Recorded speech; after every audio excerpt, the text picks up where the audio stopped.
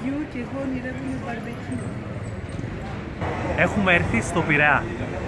Θα φάμε το μεγαλύτερο μπέργκερ που υπάρχει στην Ελλάδα. Για να δούμε, θα μας αρέσει.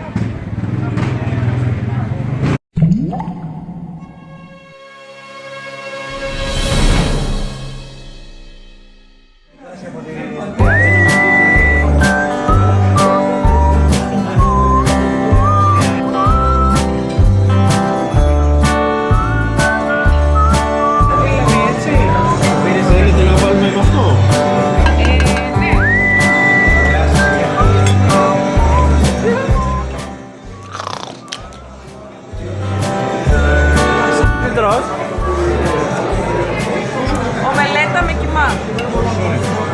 Σιγά ρε. Αφού ληστεύεις. Εξομολογουμένη αμαρτία, και αστεία αμαρτία. Καλή όρεξη.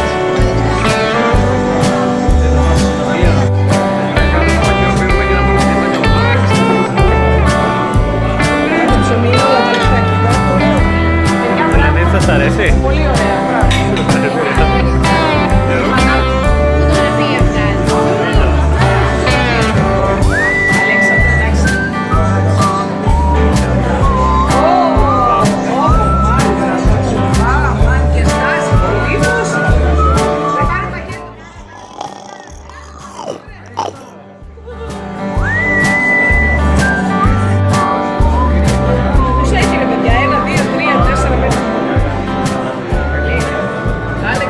Άλεξ, το έχεις το μπέργκερ?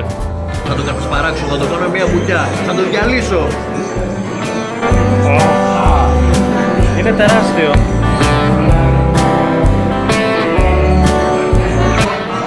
Αλέξη, αυτό περίσσεψε λίγο, θες να το φας?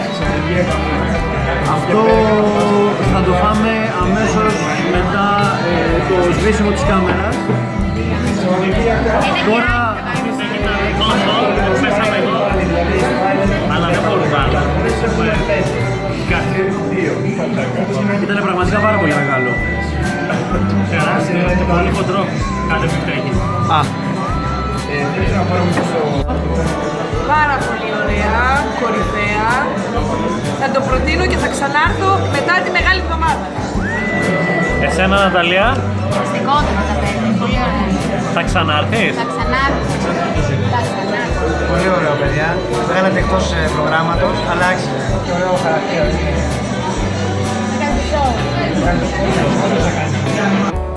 Παιδάκια, σας άρεσε? Πολύ ωραία ήταν. Θα ξανάρθουμε, Εννοείται.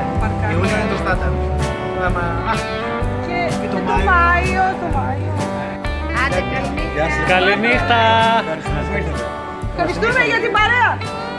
Έχουμε σκάσει. Επιστρέφουμε για ύπνο στο ξενοδοχείο. Καληνύχτα.